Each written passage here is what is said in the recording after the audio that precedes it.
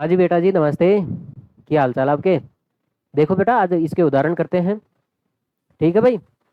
हाँ, 11 क्लास से होगी इसमें। तो आपके सामने है ये एक्सरसाइज प्रश्नावली एक के उदाहरण है बेटा, 1 से 4 करेंगे आज, ज़्यादा नहीं करेंगे। हाँ वे, लेकिन ये इंपॉर्टेंट है। आप देखो, पहले तो ये है, आपको आपको सत्य और असत्य बताना है, कौन सा तो कथन सत्य है और कौन सा असत्य है। ठीक है भाई। अब मुझे आप लोग ऐसे बताओगे, इसने बोला है पूर्ण संख्या एक प्राकृतिक संख्या हो सकती है क्या? पूर्ण संख्या आपको पता है कहाँ से कहाँ तक स्टार्ट होती है? नहीं दिखाई दे रहा है ना? मुझे ही पता ही था, ऐसे ही रहोगे आप लोग। हाँ, एक सेकंड।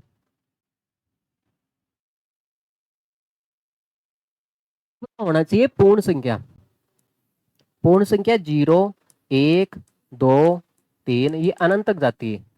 आपको ये भी पता होना चाहिए जो प्राकृतिक संख्या है, ये 1 से स्टार्ट होती है, 2, 3, 4 ये अनंत तक जाती है। तो इसने बोला है पूर्ण संख्या एक प्राकृतिक संख्या। देखो ये पूर्ण संख्या है आपके सामने, इसको आप प्राकृतिक संख्या कह सकते हो क्या? ठीक है। इसका मतलब ये पूर्ण संख्या, ये सारी की सारी इसके अंदर आ रही है क्या? देखो बेटा, ये भी एक पूर्ण संख्या है, इसको आप प्राकृतक कह सकते हो, क्योंकि एक पूर्ण भी होता है, प्राकृतक भी ये भी होता है, और ये भी होता है, और ये भी होता है। ये सारे के सारे नंबर क्या है? ये पूर्ण है, इसको आप प्राकृतक संख्या कह सकते हो। लेकिन ये जीरो, देखो ये टांग अड़ा दिया, ये जीरो, ये जीरो क्या होता है बेटा? प्राकृतक संख्या नहीं होती, प्राकृतक संख्या नहीं होती। इसलिए आप पूर्ण संख्या को सारी, देखो प्रत्येक बोला है ना, प्रत्येक का मतलब हो गया सारी पूर्ण संख्याओं को आप प्राकृतक संख्या बोल सकते हो क्या?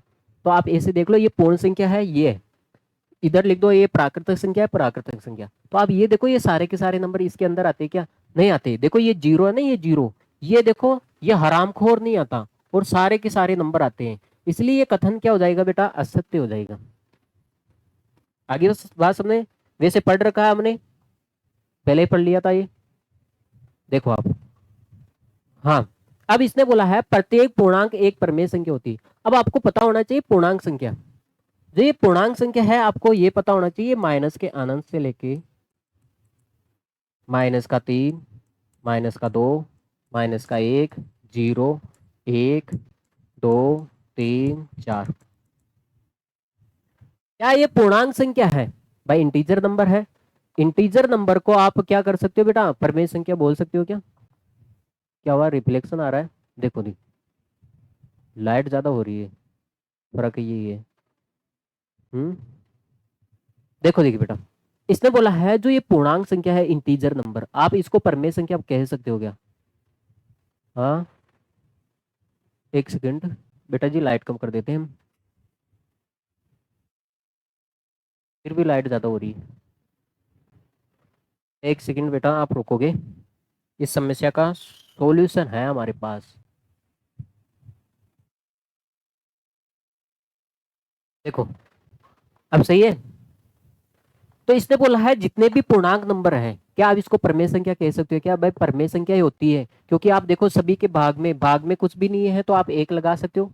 अरे किसी के डिवाइड में कुछ नहीं हो तो आप एक लगा सकते हो ना। तो मैंने जब आपको बेस पढ़ाया ना, तो मैंने बताया था जितने भी पूर्णांक संख्या है इसको आप परमेय संख्या कह सकते हो। अब देखो ये P अपॉन क्यू रूप हो गया, देखो ये P अपॉन क्यू रूप हो गया ने, P अपॉन क्यू रूप हो गया। तो जितनी भी ये संख्या है आपके सामने बेटा, जितनी भी पूर्णांक संख्या है इसको आप परमेय संख्या बोल सकते हो। ठीक है भाई, इसलिए ये क्या हो जाएगा बेटा? सत्य। आगे बात सुने। अब भी रिफ्लेक्शन ज्यादा हो रहा है यार, क्या करें? और कम करना पड़ेगा भाई। एक सेकंड रुकोगे भाई? वो तो हो गया ना ऐसा, टांग तोड़ देंगे इसकी। हाँ भाई, देखो समझ में आ गया ना आपको? जितने भी इंटीजर नंबर है आप इसको परमेय संख्या बोल सकते हो। ठीक है भाई, क्योंकि इंटीजर नंबर के अगर क्यू का मान हम 1 कर दें तो ये परमेय संख्या बन जाती है P अपॉन क्यू रूप। ठीक है भाई, आगे। अब तो सही है, शांत वातावरण। अब देखो इसने बोला प्रत्येक प्रमेय संख्या को आप पूर्ण संख्या, पूर्णांक संख्या कह सकते हो क्या? अब आपको पता है पूर्णांक संख्या तो देखो कंप्लीट होती है, -3, -2, -1, 0, 1, 2, 3। देखो अब मुझे एक बात बताना, अब उल्टा आ गया, पहले बोला था पूर्णांक को हम परमेय संख्या बोल सकते हैं, अब इसने बोला है क्या परमेय संख्या को हम पूर्णांक संख्या बोल सकते हैं क्या। देखो बेटा, मैं आप देखो परमेय संख्या तो क्या होती है भाई, परमेय संख्या ऐसे भी होती है, देखो माइनस का 3/1 है, यहाँ पे हम 1 लिख सकते हैं, तो ये परमेय संख्या है, इसको आप पूर्णांक संख्या बोल सकते हो। लेकिन कुछ परमेय संख्या ऐसी है, जैसे मान लेते हैं 1/2 है आदि, हाँ, जैसे मान लेते हैं 2.5, 2 से 1/2, है ना, जैसे मान लेते हैं 2 से 1/5, ये होगी 2.5। देखो आधी 2.5 ये कहाँ पे आएगी बेटा, आधी आधा कहाँ पे होता है, 0 और 1 के बीच में, यहाँ पे आएगी नहीं भाई, ये तो यहाँ पे आएगी, और ये 2.5 कहाँ पे आता है, इसके बीच में आता है। अब आपको पता है पूर्णांक नंबर तो कंप्लीट होते हैं, पूरे पूरे होते हैं भाई। आपको सामने है ये आधा, क्या है बेटा आधा, और ये क्या है बेटा 2.5 है, 2.5 है। अब जैसे मैंने लिख दूं बेटा 7/5 है, ये है, ये सारे क्या है परमेय संख्या तो है, लेकिन ये पूर्णांक संख्या नहीं है। अब बताओ ये कहाँ पे आता है क्या इसके अंदर, पूर्णांक संख्या बेटा बिल्कुल कंप्लीट होती है, 1 होती है, 2 होती है, ना कि 1.5 भी नहीं होती है। देखो अब आपको पता है 1 और 2 के बीच में क्या आता है, 1.5 आता है। तो ये बेटा ये पूर्णांक संख्या नहीं है, क्योंकि पूर्णांक संख्या तो पूरी कंप्लीट होती है, 1.5 नहीं होता है, आगे बस में।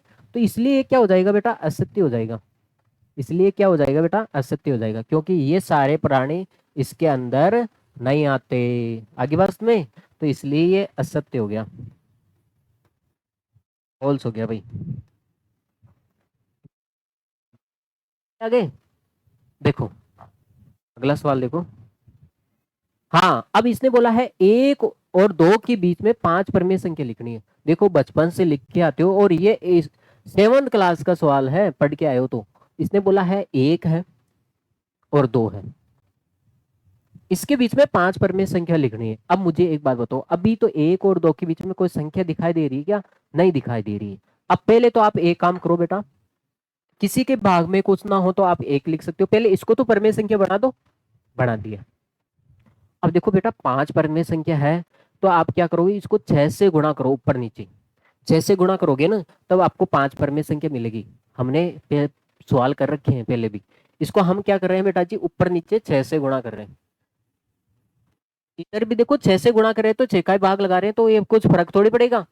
देखो ये 6 से 6 कट जाएगा, देखो इसमें इसको मैं ऊपर 6 से गुणा कर रहा हूँ, तो 6 का ही क्या लगा रहा हूँ, यहाँ पे भाग लगा रहा हूँ। और कोई आपत्ति है क्या। अब देखो यहाँ पे गुणा हो गया, ये हो जाएगा बेटा 6/6, ये कितना हो जाएगा बेटा 12/6, हो गया ये? अब देखो आप 6 और 12 के बीच में संख्या आ जाएगी, 6 और 12 के बीच में संख्या आ जाएगी ना बेटा, देखो 7/6, 8/6, 9/6, 10/6, 11/6। अब देखो कितनी संख्या होगी, ये 5 होगी, 3 2 5।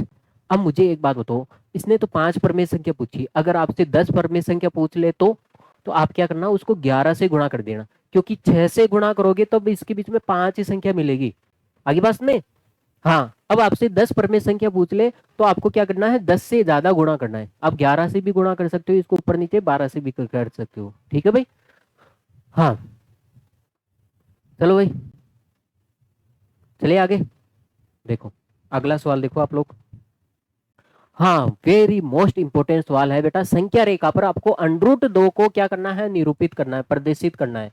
अब आप मुझको बताना है, मुझको आप बताओगे भाई √2 कैसे आता है। देखो हमने पढ़ा था, ये एक्सरसाइज में पढ़ा था पहले, √2 कैसे आता है। आपको पता होना चाहिए, एक समकोण त्रिभुज ले लेते हैं हम, ए ई और सी। अगर ये भुजा में 1 सेमी ले लूं, और ये भी भुजा में 1 सेमी ले लूं, हाँ देखो ये देखो समकोण त्रिभुज है, इसका मतलब ये 90 डिग्री का है, आगे बस में। अब मुझे एक बात बताओ, ये भुजा 1 सेमी ले लो और ये भुजा 1 सेमी ले लो, तो ये कर्ण देखो, ये समकोण, चूंकि ये समकोण त्रिभुज है बेटा, ये समकोण त्रिभुज है, समकोण ए बी सी में क्या लगा दे बेटा, एक बार के लिए मैं पाइथागोरस प्रमेय लगा दूं, पाइथागोरस,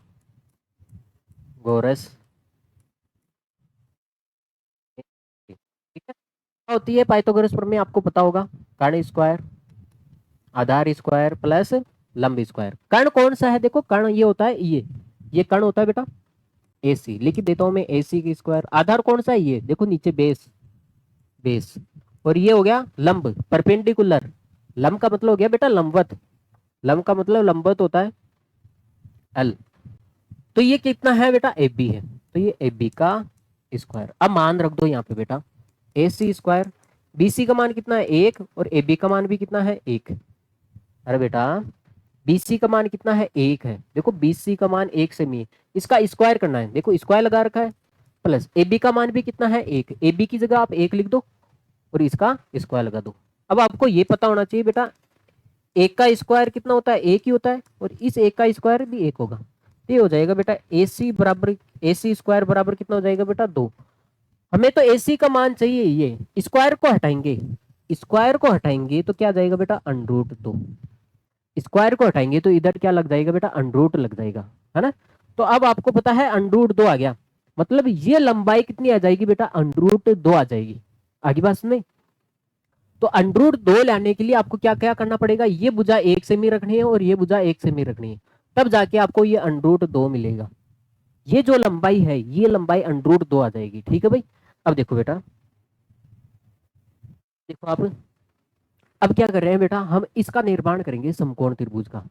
अब मुझे एक बात बताओ, आप तो पहले स्केल लो एक, देखो मैंने ले लिया। अब देखो बेटा यहाँ पे 1 सेमी है। अब मुझे एक बात बताओ, अगर मैं डायग्राम में देखो स्केल में मैं 1 सेमी लूं यहाँ पे, तो ये लंबाई देखो इतनी सी आएगी, आएगी। और 1 सेमी हम ऊपर लेंगे तो इतनी सी लंबाई होगी, फिर इसको मिलाएंगे तो डायग्राम इतना सी बनेगा। क्या आपको ये समझ में आ जाएगा कि इतना छोटा सी डायग्राम नहीं आएगा ना? आप कॉपी में भी बनाओगे ना तो इतना सी, है ना, छोटा सी डायग्राम बनेगा। तो आप क्या करो, इसको बढ़ा दो, इसको क्या कर दो बेटा, बढ़ा दो। तो इस डायग्राम को बड़ा करने के लिए मैं एक काम करता हूँ बेटा, ये जो भुजा है मैं सभी को 10 से गुणा कर देता हूँ, सभी को 10 गुना बढ़ा देता हूँ, तो डायग्राम भी क्या हो जाएगा बेटा, 10 गुना बढ़ जाएगा। आगे बात में, तो इसका मतलब 1 है बेटा, ये 1 है, इसको मैं 10 गुना बढ़ा रहा हूँ, ये कितना हो जाएगा, ये है बेटा ABC, ये 10 हो जाएगा। और ए को आप 10 से गुणा करोगे, ये भी कितना हो जाएगा बेटा, 10 आ जाएगा ना। तो इसका मतलब आप 10 ले लो। आप तो एक काम करो, स्केल है, स्केल आपके सामने, तो ये जो 10 सेमी आ रही है ना, 10 सेमी आपके सामने, सामने देखो। पहले तो मैं एक रेखा खींच देता हूँ। आप देखो, पहले तो आप देखो ये है, स्केल पूरी रेखा खींच देते हैं यहाँ तक ना, 20 तक ले लेते हैं। अब देखो आप बेटा, जो आपके सामने जो 10 सेमी आ रही है, आप इसे समझो 10 सेमी है, वो इसको आप 1 सेमी मान लो। क्या मान लो बेटा, 1 सेमी मान लो, ठीक है भाई। क्योंकि आप 10 से गुणा कर रहे हो, 10 गुना बढ़ा रहे हो, तो आपको इसको भी 10 गुना बढ़ाना पड़ेगा, इसको भी 10 गुना बढ़ाना पड़ेगा। तो ये माप भी है ना, ये माप है, तो ये भी 10 गुना बढ़ के ही आएगा आपके सामने, ठीक है भाई। तो हम क्या करते हैं बेटा जी, अब यहाँ पे बेटा आप क्या करो, 10 सेमी की रेखा खींचो, खींच दी कि यहाँ पे 10 सेमी की रेखा खींचो। देखो मैंने 10 सेमी की रेखा खींच दी आपके सामने, और इसको थोड़ा डार्क करना चाहे तो कर भी सकते हैं हम।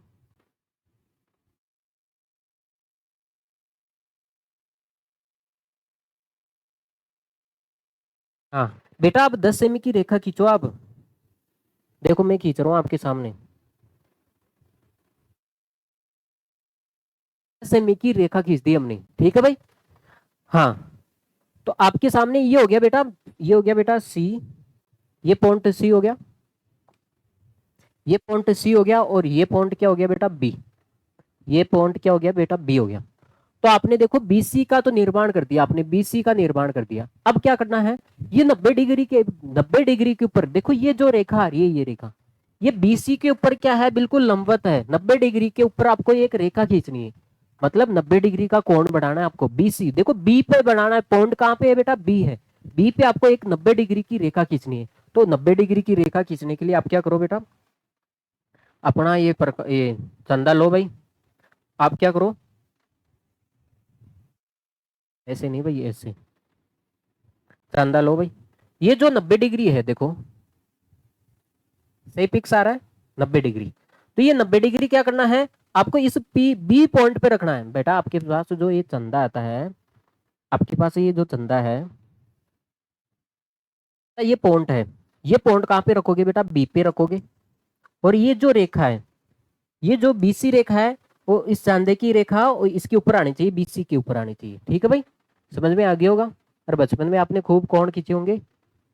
देखो, तो ये पॉइंट है ना बी, बी के ऊपर रखो ये, तो हमने बी के ऊपर रख दिया। आप 90 डिग्री की रेखा खींच दो। देखो हम खींच देते हैं भाई। देखिए 90 डिग्री की रेखा खींच दी हमने। आगे बस में कितने डिग्री की बेटा, 90 डिग्री की रेखा खींच दी। तो ये 90 डिग्री का कोण बन गया आपके सामने। अब आपको पता है ये 1 सेमी है। ये कितना है बेटा, 1 सेमी है। ये बीसी कितना है आपके सामने, 1 सेमी है। अब आपको एबी भी कितना लेना है, 1 सेमी लेना है। 1 सेमी का मतलब हमने माना था 10 सेमी को हमने 1 सेमी माना था ना।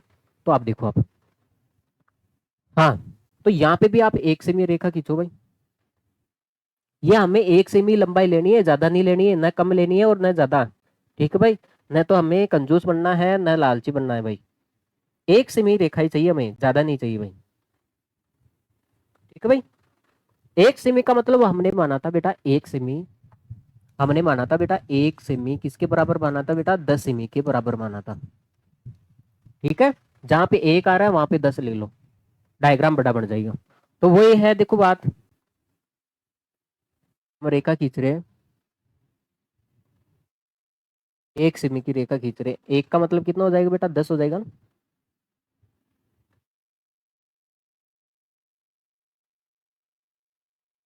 हो जा भाई, हो जा।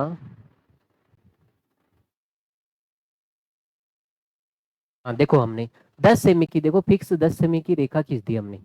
ठीक है भाई, हाँ। तो अब ये कौन सा पॉइंट हो गया बेटा, ए हो गया। ये पॉइंट ए हो गया आपके सामने। और ये भी कितना हो गया बेटा, 1 सेमी हो गया। ठीक है भाई, अब हम इसको मिला देंगे, अब इसको हम मिलाएंगे, तब ये माप कितना आएगा बेटा, √2 आ जाएगा।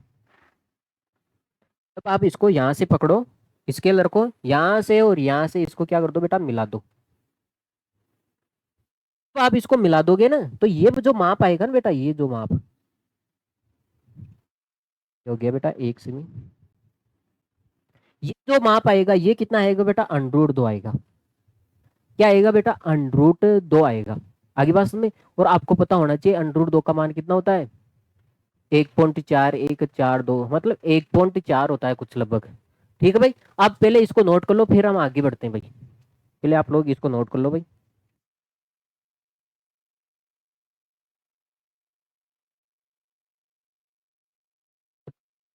ले आगे, देखो बेटा, अब मुझे एक बात बताना, मैंने बताया था ना √2 है, √2 का मान होता है बेटा 1.41, अरे 41, 1.4 ही मान लो। ऐसे तो 4 2 ऐसे अनंत तक जाता है ना। तो आप एक ही डिजिट ले लो इसका, 1.4 ही ले लो। आगे बात में, 1.4 का मतलब आप देखो इसको नाप भी सकते हो, 1.4 ही आएगा। इसको नापोगे ना बेटा, स्केल रखो, इसको नाप भी लो आप। देखो हमने नापा इसको, तो आपके सामने आ रहा है ये 14 आ रहा है। देखो आपके सामने 14 ही आ रहा है, 14 आ रहा है। देखो स्केल में 14 आ रहा है, स्केल में क्या आ रहा है बेटा, 14 आ रहा है। क्योंकि हमने क्या किया है बेटा, ये 14 आ रहा है ना, ये 14 क्यों आ रहा है, हमने इसको 10 से गुणा किया है। अगर ओरिजिनल मान लेके आना है, जैसे मान लेते बेटा ये 5 है, अगर मैं इसको 10 से गुणा कर दूं तो कितना आएगा बेटा, 50 आएगा। 10 से गुणा कर दो, अगर वापिस आपको ये ओरिजिनल चाहिए तो इसका मतलब 50 में आप 10 का भाग लगाओगे।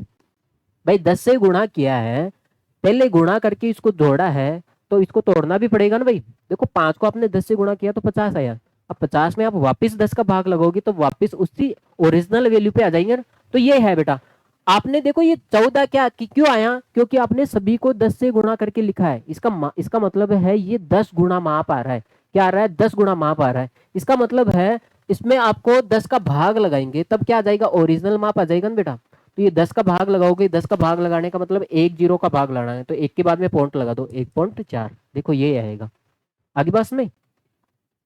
ठीक है बेटा जी, अब देखो आप, आपने यहां तक काम कर लिया, कोई दिक्कत नहीं। क्या करो बेटा आप, ये जो 14 है, अब ये आपको पता है ना ये 14 आया था, इस स्केल को आप यहाँ पे रखो, इसको तो यहीं पे रहने दो, इस मुंह को तो इसको पकड़ के मैं यहाँ पे नीचे कर देता हूँ। देखो ये 14 कहाँ पे कट रहा है,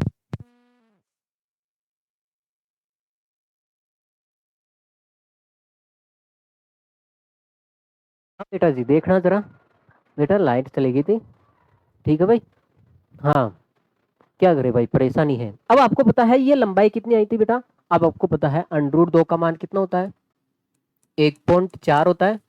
इसका मतलब हमारा माप आया बेटा 14, क्योंकि 14 में हम 10 का भाग लगाएंगे, 14 गुणा 10 गुणा बड़ा आया नहीं, ठीक है भाई। तो 10 का भाग लगाएंगे तो 1.4 आ जाएगा। अब देखो ये, आप देखो जो 1.4 है ये कहाँ पे आएगा, देखो नंबर लाइन, नंबर लाइन ये होती है बेटा, नंबर लाइन तो ये है, आपको पता होना चाहिए, नंबर लाइन तो ये है ना।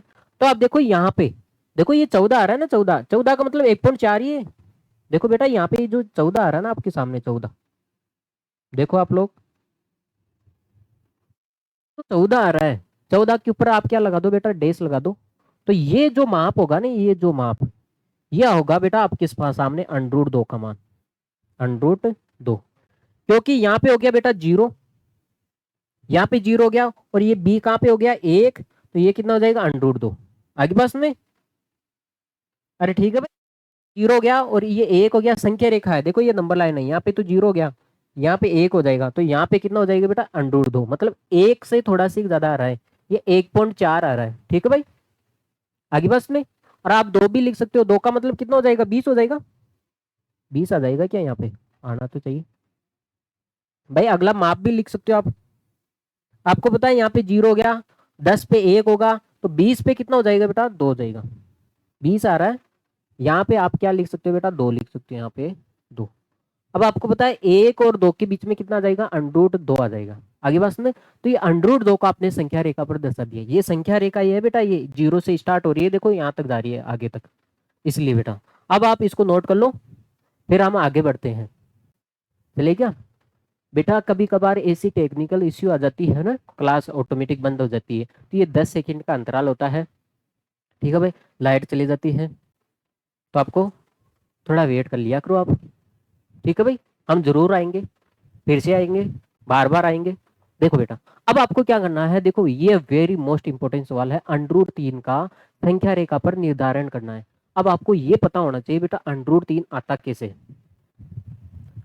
क्योंकि हमने पहले पढ़ा था ये √3 आता कैसे है, क्योंकि आप एक समकोण त्रिभुज बनाओ, अगर ये माप √2 है, ये माप √2 है और ये माप 1 हो, देखो मेरे को तो पता है √3 कैसे आता है, क्योंकि मैंने प्रैक्टिस की है मैथ की, इसलिए मेरे को पता है। अब मुझे एक बात बताओ, इसमें मैं पाइथागोरस प्रमेय लगाऊं, अगर ये माप √2 ले लूं, देखो √2 का मान माप पता गया आपको, √2 कहाँ पे आ रहा है, यहाँ पे आ रहा है ना। तो ये लंबाई देखो सी से यहाँ तक ये √2 हो जाएगी, फिर हम इधर 1 ले लेंगे, फिर इसको मिला देंगे, तब कितना आ जाएगा बेटा √3 आ जाएगा। आगे बात सुन, अब देखो देखिए, अब इसको ऐसे नहीं कर सकते, ये सवाल ही अलग है, ये सवाल ही क्या है बेटा अलग है। अब मुझे एक बात बताओ √3 कैसे आएगा, अब मुझे एक बात बताना, ये समकोण त्रिभुज है, समकोण, समकोण एक सेकंड भाई, हाँ समकोण त्रिभुज ABC में क्या लगाओ बेटा, पाइथागोरस लगा के देखो एक बार, √3 आता है या नहीं आता है, पाइथागोरस में।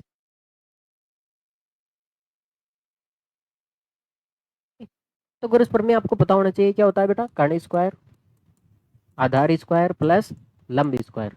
कर्ण कितना है बेटा AC है यहाँ पे, AC का स्क्वायर, आधार कितना है बेटा BC, BC का स्क्वायर, लंब लंब लंबवत AB है, AB का स्क्वायर। अब मान रख दो बेटा, आपको पता है ना BC का मान कितना है √2, तो यहाँ पे आप √2 कर दो और इसका क्या लगा दो बेटा स्क्वायर, प्लस AB का मान कितना है 1, तो 1 का स्क्वायर।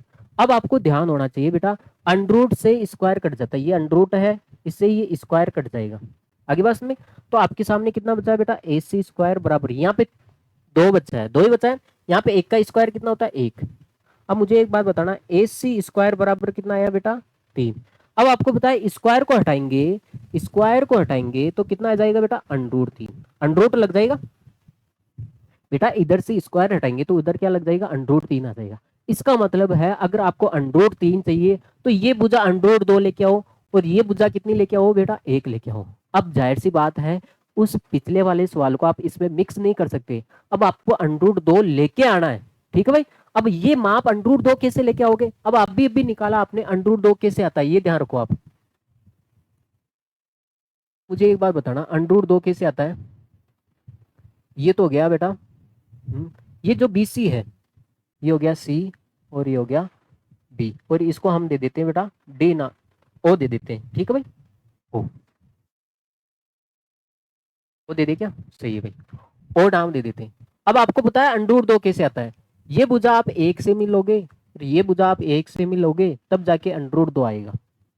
अरे आएगा ना? तो इसका मतलब है बेटा √3 लेके आना है आपको। क्या लेके आना बेटा जी? √3 लेके आना है।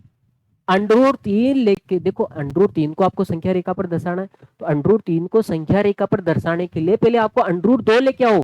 √2 का मतलब है ये काम आपको वापस पूरा कंप्लीट यही काम करना है।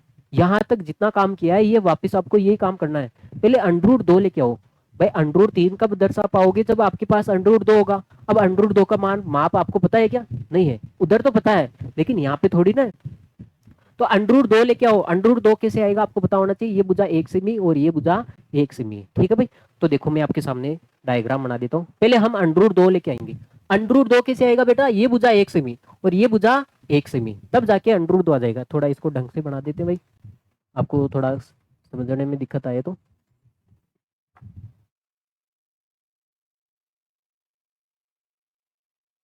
के सामने एक समकोण त्रिभुज है। ये क्या है? √2 कौन सा है? BC साइड है ना, तो इसको हम C और इसको B दे देते हैं। ए तो देंगे ही नहीं क्योंकि ए तो यहाँ पे आएगा। तो आपको पता है अगर ये भुजा हम 1 लेंगे और ये भुजा हम 1 लेंगे, तब जाके हमें √2 मिलेगा। तब जाके हमें √2 मिलेगा। अब आपको पता है मैं इसको सभी को, देखो डायग्राम छोटा सा ही बनेगा, तो मैं सभी को 10 से गुणा करके लिख देता हूँ आगे बस में। तो 1 का मतलब कितना हो जाएगा बेटा? 1 का मतलब 10 हो जाएगा। इस 1 का भी क्या हो जाएगा बेटा? 10 हो जाएगा। आप ऐसे समझो बेटा, 1 सेमी है ना आपके सामने, जो 1 सेमी है, 1 सेमी है, इसको आप 10 सेमी के बराबर मान लो, ठीक है भाई। ऐसे सोचो 10 सेमी है, उसको आप 10 सेमी मत देखो, आप 1 सेमी भी देखो, ठीक है। क्यों? 10 से गुणा करके लिख रहे हैं ना हम, इसलिए। आप तो वो लिखेंगे लेकिन डायग्राम 10 गुना बड़ा बनाएंगे, देखो भाई। हाँ, तो हम क्या करें, पहले तो स्केल ले लेते हैं। ये आपके पास स्केल है, तो आप पहले बेटा एक लंबी लाइन खींचो, जैसे जैसे मैं बोल रहा हूँ ना आपको, एक लंबी रेखा खींचो आप। ज्यादा लंबी भी नहीं भाई, आप खींच लो बेटा 20-25 तक खींच लो। देखो हम एक लंबी रेखा खींच रहे हैं भाई, है ना, 20-22 तक, कितने तक? यहाँ तक खींच रहे हैं, ठीक है भाई। एक लंबी, ये क्या है बेटा? नंबर लाइन है, संख्या रेखा है। अब आपको पता है संख्या रेखा है, तो ये यहाँ पे तो हो जाएगा बेटा 0। यहाँ पे क्या हो जाएगा? 0। चलो 0 तो ये बाद में आप बाद में दर्शाएंगे हम। अब देखो बेटा, आपको आपको तो इस डायग्राम के ऊपर ध्यान देना है। ये बनाओ पहले √2, पहले ये डायग्राम बनाओगे तभी तो ये आ पाएगा। तो पहले तो आप देखो 1 सेमी, 1 सेमी का मतलब हो गया 10 सेमी की रेखा लो। ये तो आपको सामने है, एक तो लंबी रेखा है, इसमें आप एक पॉइंट लो 10 सेमी का। क्या हो गया अरे यार? हाँ देखो बेटा, मैं 10 सेमी की रेखा ले रहा हूँ यहाँ से, यहाँ से देखो आप 10 सेमी की रेखा ले लो आप। 10 सेमी आपको पता है यहाँ तक आ रहा है, देखो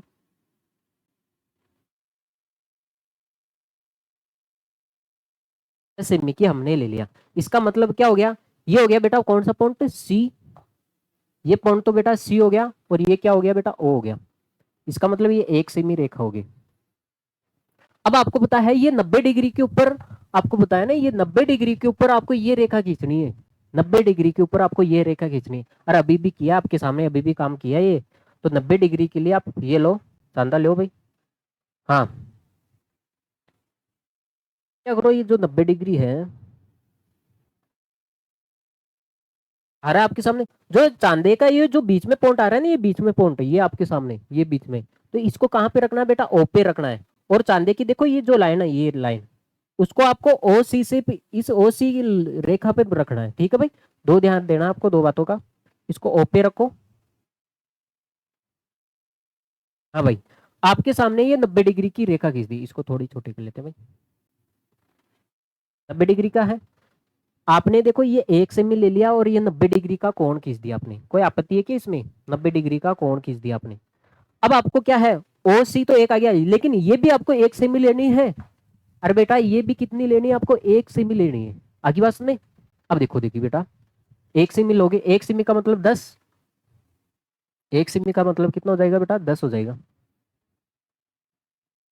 तो इसको आपको 10 पे रखना है।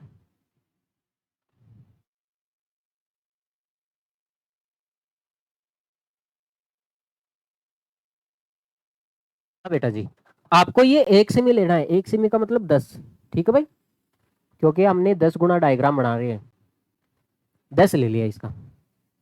अरे ठीक है भाई, ये 10 हो गया, इसका मतलब ये हो गया आपके सामने 1 सेमी, 1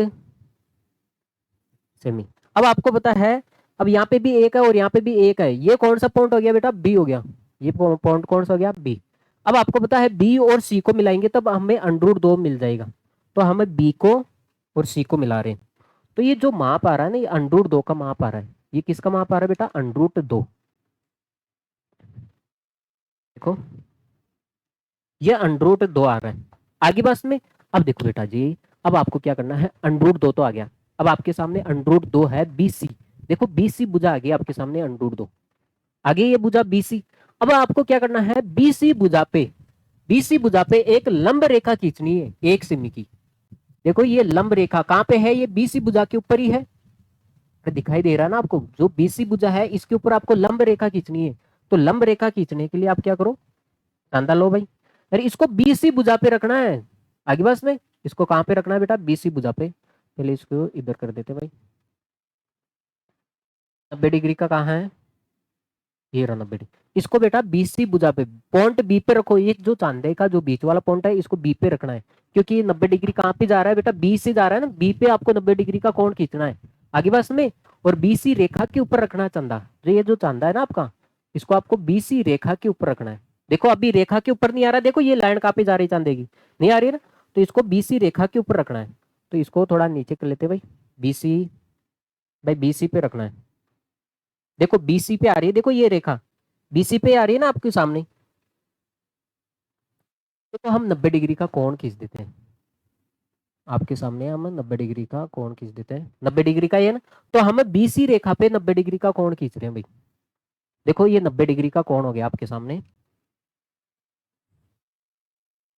करना है, अब आपको जो ये रेखा है, जो बीसी रेखा पे आपने एक रेखा खींची 90 डिग्री पे, लेकिन जो ये रेखा है ये कितनी लेनी है बेटा, 1 सेमी लेनी है। 1 सेमी का मतलब समझ गया आप, 10। 1 सेमी का मतलब क्या समझ गया आप, 10। देखो इसको यहाँ पे रखो आप, 1 सेमी ही लेना है।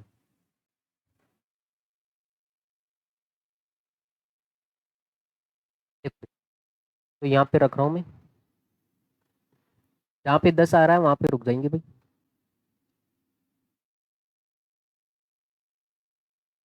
हाँ भाई, हो गया है। तो इसका मतलब ये कौन सा पॉइंट हो गया बेटा, ए हो गया, ये कौन सा हो गया, पॉइंट ए हो गया, और ये कितना हो जाएगा बेटा, 1 सेमी, एक हो जाएगा, ये 1 सेमी हो जाएगा। अब आपको पता है √2 है और इधर एक है, √2 है बेटा और इधर ए है, और अब आपको पता है ए और सी को मिलाएंगे, जो ये तो हो गया पॉइंट ए और ये हो गया बेटा सी, जब हम ए और सी को मिलाएंगे ना बेटा, तो ये जो रेखा आएगी ये कितनी आएगी बेटा, √3 आएगी। ये जो रेखा है ये कितनी आएगी आपके सामने, √3 आ जाएगी। मतलब ये माप √3 का हो गया, ये माप किसका हो गया बेटा जी, √3 का। बस में ये माप कितना हो गया बेटा, √3 का हो गया। अब देखो √3 को आप संख्या रेखा पर प्रदर्शित करोगे, अब आपको पता होना चाहिए √3 का माप होता है बेटा 1.72, ऐसे जाता है, अनंत तक जाता है, ठीक है भाई। तो आप 1.7 ही मान लो, आगे बस में 1.7 ही मान लो। अब आप देख सकते हो √3 का मान, हाँ आप देख सकते हो 1.7 ही होना चाहिए, 1.7 का मतलब क्या होगा, 17, क्योंकि हमने देखो 1.7 है, ओरिजिनल मान कितना है, 1.7 है। अब हमने क्या किया बेटा, इसको 10 गुना बड़ा किया है, तो इसका मतलब ये भी 10 गुना बड़ा आया होगा, इसको 10 से गुना करोगे ना बेटा, पॉइंट से पॉइंट हट जाएगा, तो 17 आएगा, कितना आएगा बेटा, 17, ठीक है भाई, क्योंकि हमने 10 गुना डायग्राम बड़ा बनाया ना, तो ये मान 1.7 नहीं आएगा, इसका 10 गुना बड़ा आएगा, ठीक है भाई। अब देखो आपके सामने देख सकते हो आप,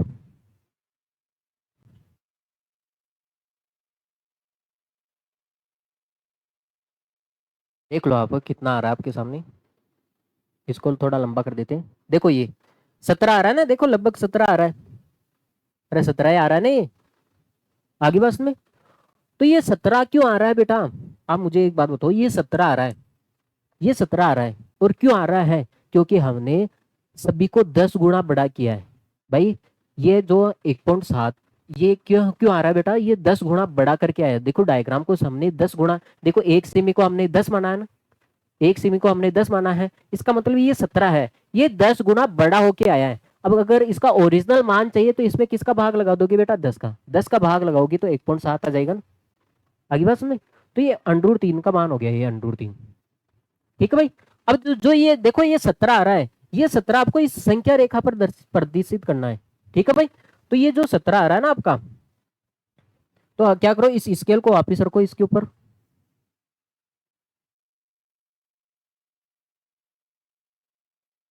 स्केल को इसके ऊपर रख दो भाई।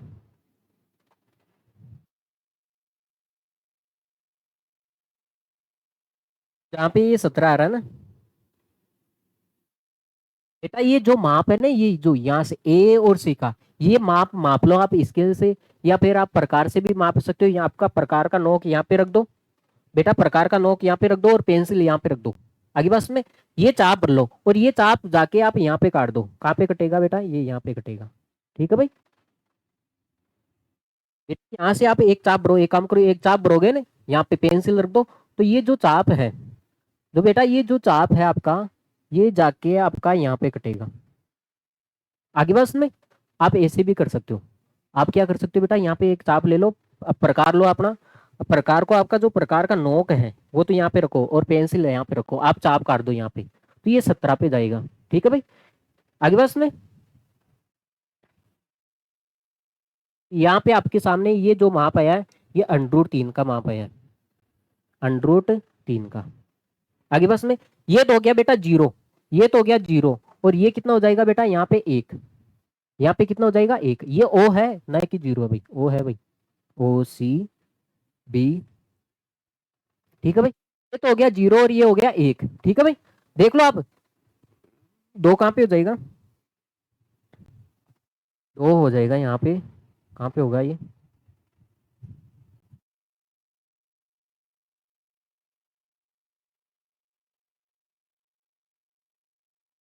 यहाँ पे हो जाएगा दो। ठीक है भाई। यहाँ पे आप दो लिख दो। अब आपको पता है ये एक है और ये कहाँ पे है? दो है। तो आपको पता है √3 का मान कितना होता है? 1.7 होता है। इसका मतलब दो के पास में होगा नहीं? अरे दो के पास में होगा ये बेटा जी, दो के पास में होगा। और आपको पता है √2 का मान कितना होता है? 1.4 होता है। इसका मतलब ये एक के ज्यादा पास में होगा। आगे बस में तो ऐसे दर्शाओगे बेटा √2 को। ठीक है बेटा जी, ये √3 है। अब आप इसको नोट कर लो अच्छे से, समझ में आ गया होगा आपको। नहीं भी समझ में आए तो आप क्लास को रिपीट करके देख सकते हो, रोने की आपको आवश्यकता नहीं है। ठीक है भाई जी। आपकी बात कोई नहीं सुनेगा, क्योंकि आप चैनल को लाइक और शेयर नहीं करते हो भाई, इसलिए। ठीक है भाई। आपसे देखो, ये एक एक गुलाब ले दो मेरे नाम से। तो आप इस क्लास को लाइक और शेयर करके जाना मित्रों और सज्जनों। और आप हमारे इस प्यारे से चैनल पे पधारे, आपका बहुत बहुत धन्यवाद, शुक्रिया। ठीक है भाई। Thanks for watching this class. ठीक है बेटा जी। और सब्सक्राइब भी कर देना भाई जो बच्चे नए हैं। Okay, take care, see you, bye, love you.